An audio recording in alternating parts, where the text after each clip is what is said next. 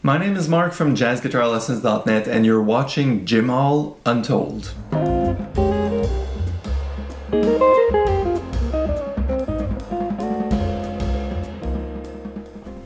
Hall was arguably the most musical jazz guitarist of the 20th century. His playing was at once grounded in tradition and forward-thinking, and that even though jazz was still a young art form when he first picked up the guitar.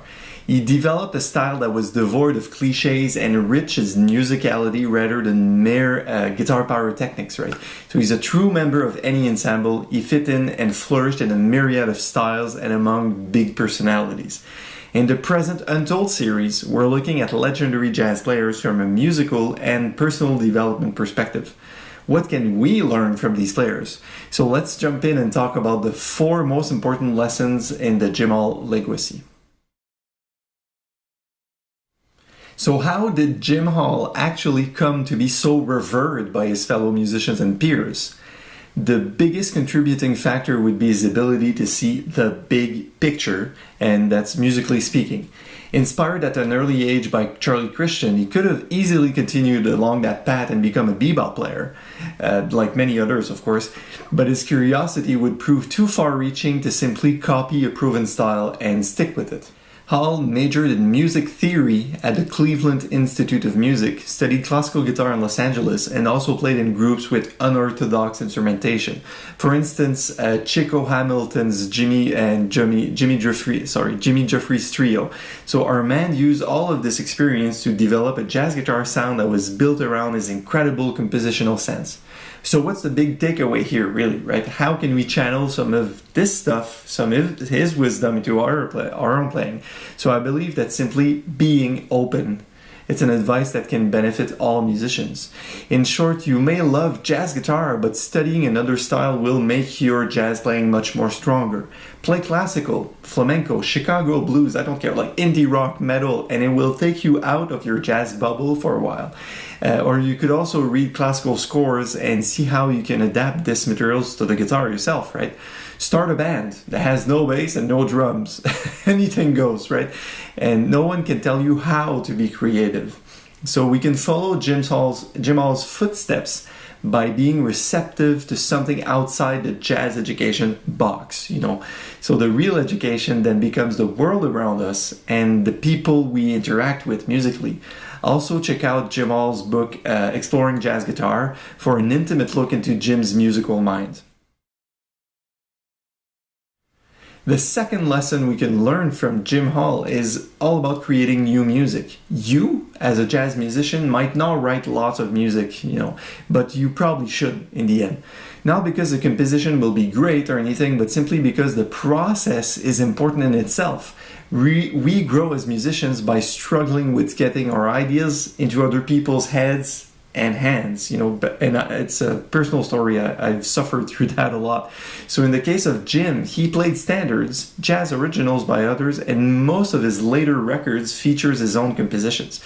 His albums took on the personality of the original material and shaped the tone for the sessions in a way that made them more than just blowing sessions where, you know, people could run off a few standards and call it a record. Not Hall. No.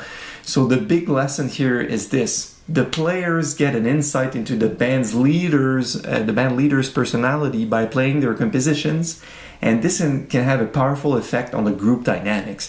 So even when you're playing more familiar tunes later on, this will still impact the group dynamic. So think about that next time you're playing a dozen standards in a row and feel the music become stale. So play your own tunes. That's a big tip.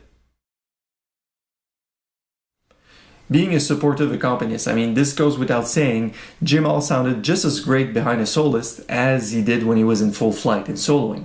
His comping had a floating quality, and he almost always used that sort of, you know, post-Freddie Green strumming style. Lots of propulsive rhythms mixed with interjections of counter melodies and beautiful textures. As he described in his own book, he used the amplifier here to play quieter. So Jim could have had a lighter touch of the instrument and used dynamics in a way that purely acoustic guitarists could not. So good but contrasting examples of Hall basic styles are these two recordings. First, you got to check out Young Hall with Red Mitchell and Carl Perkins, where he plays an almost Freddie Green style 4 to the bar style that's really bare bones simple. The other example of this is, of course, his duo records with Bill Evans, where he gets into more interwoven rhythmic sophistications. How can we channel Jim Hall now applied to our own comping?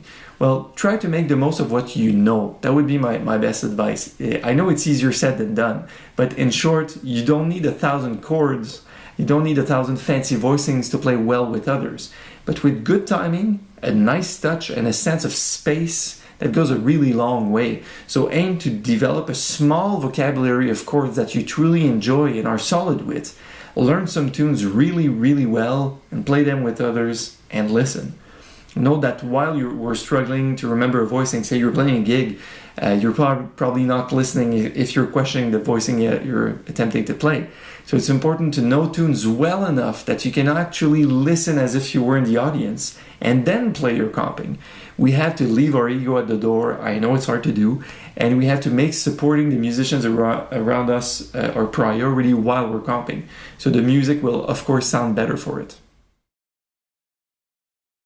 On being a good person, a well-rounded person. So finally, the last lesson learned from Jim Hall here is a bit less tangible, and it's about personal development. And notice personal development between quotations. So personally, I'm trying to remember that the person I am comes through in the music that I play and vice versa, right? So Jim Hall wasn't just a jazz icon who everyone loved because he played music beautifully. The general impression was that of a person with great decency and scope. So when you meet people who studied with him, they often share this. They're nice guys, nice people. So perhaps Jim Hall rubbed off on those people, or maybe he just attracted like-minded people. Artists are often interesting people, but some are jerks, seriously. So just like the population at large in general, Jim Hall was into art and literature as well as all kind of music. So he seemed to be a very thoughtful and balanced man. So to wrap this up, Jim Hall Untold video, remember that music is a social endeavor. In the internet age, it's easy to stay at home and use Band in the Box all day, be on Facebook. But music is ultimately made by real people in real places. And no matter how well you play, people enjoy playing music with the people they want to hang out with, their friends. So in summary, Jim Hall has a personality that personally taught me, don't be a jerk. When you have a community of people who enjoy each other's company as much as the music they play, great things happen. And even if the session sucked that day, even if you can't play, hopefully we can all laugh about it at the pub over drinks after. This has been Jim Hall Untold, and I'll see you soon on jazzguitarlessons.net.